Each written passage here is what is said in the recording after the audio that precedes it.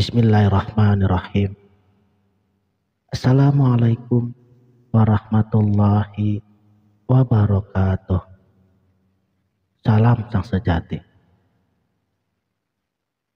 Bagi sebagian orang, hal ini mungkin saja akan menyebabkan ia depresi.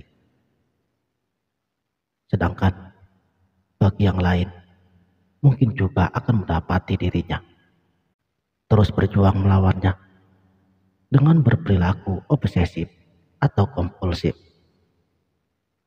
Namun ada juga yang terjebak dalam pola pikir negatif, keputusasaan, dan ada juga yang tersesat pada saat mencoba mengakhiri apa yang disebut ego diri. Sementara segelintir orang yang beruntung akan terus mengembangkan spiritualitasnya. Ego seringkali dianggap sebagai musuh bagi pertumbuhan spiritual. Hal ini dipandang sebagai bagian dari diri kita yang egois. Sifat egois yang menolak perubahan, yang diinvestasikan dalam identitas pribadi dan perasaan diri kita. Bagian dari diri kitalah yang merasakan kebutuhan untuk menjadi benar, memegang kendali, dan merasa aman. Semua kualitas ini diperlukan agar kita dapat berfungsi baik di dunia. Jika kita terlalu khawatir untuk menjadi benar, kita mungkin menjadi dogmatis dan tidak fleksibel. Semua kualitas ini dapat menyebabkan penderitaan bagi diri sendiri dan juga orang lain. Ada pepatah yang mengatakan, semakin tinggi kamu mendaki, semakin keras pula kamu akan terjatuh. Dan hal ini seringkali benar dalam hal kebangkitan spiritual.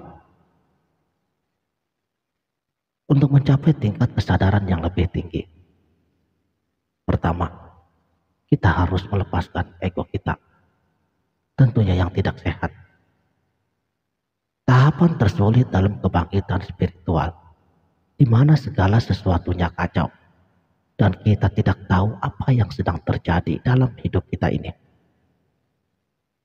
Bisa saja terjadi kehilangan, terputusnya hubungan, kecemasan, depresi, dorongan hati yang tidak dapat dijelaskan, kabut pikiran yang tak tentu arahnya, dan lain sebagainya.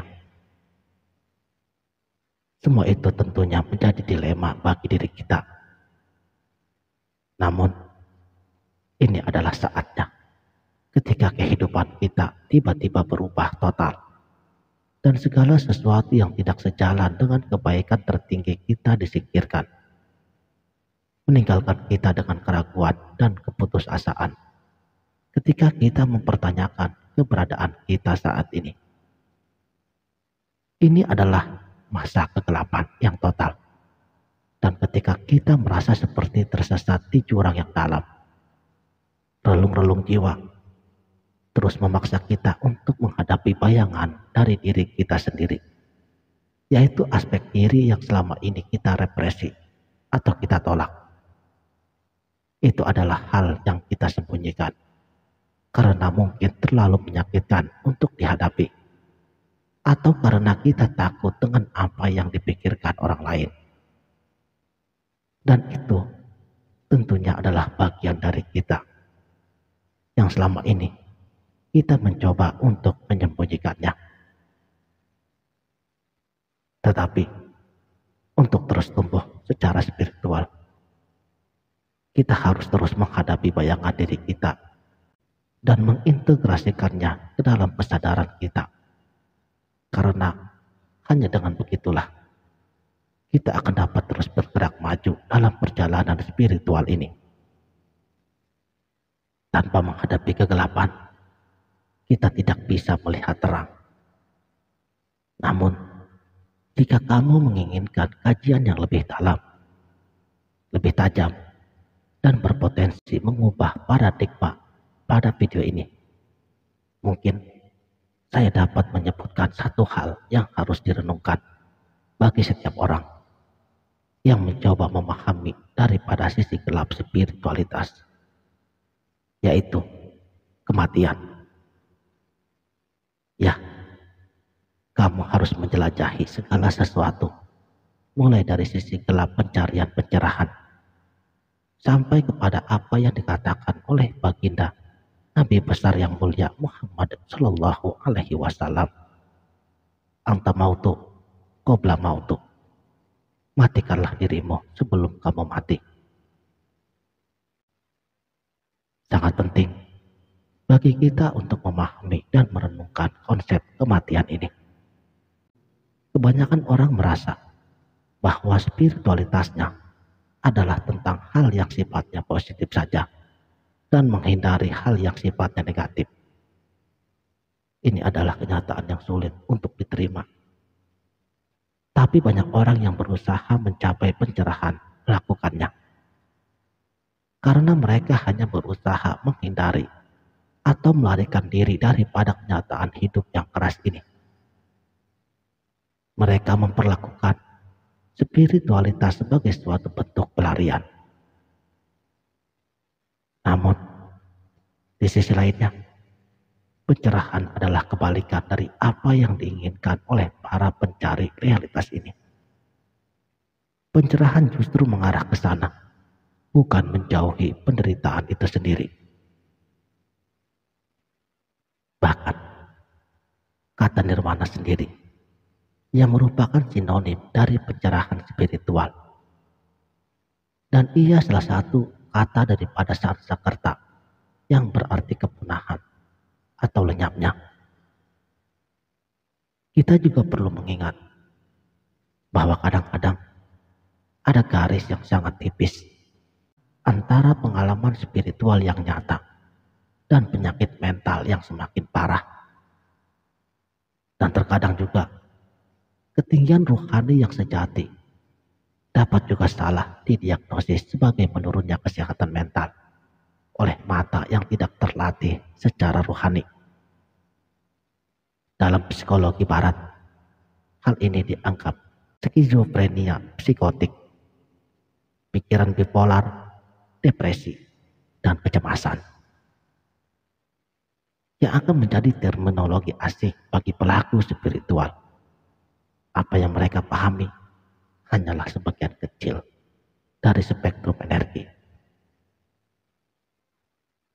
Kecemasan pada seorang salik akan terasa seperti hati kamu yang berusaha untuk menarik perhatian orang lain, untuk menyadari pengaruh internal atau eksternal.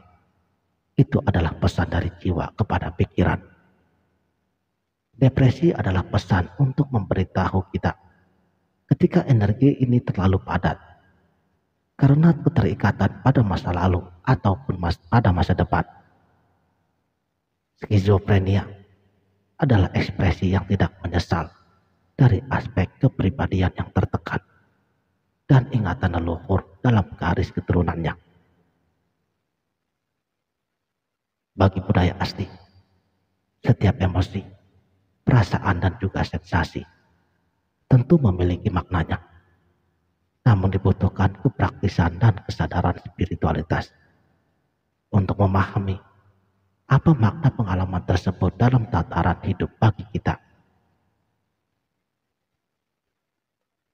Bagaimana kamu mengidentifikasi seseorang yang mengalami krisis kesehatan mental? Apakah mereka mengalami gangguan mental dalam realitas sadarnya?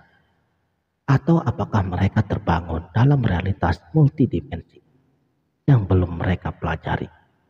Bagaimana cara menavigasinya secara efektif? Hal seperti itu pada gilirannya dapat mengarahkan seseorang kepada sisi gelap spiritualitas, yang mana ia harus keluar dengan anggun pada saat yang tepat sebelum hal itu menghabisi dirinya. Jadi pertanyaan tetapnya, apakah kamu benar-benar menginginkan pencerahan?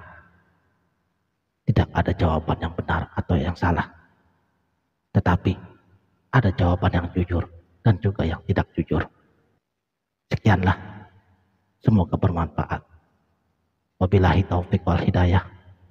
Wassalamualaikum warahmatullahi wabarakatuh.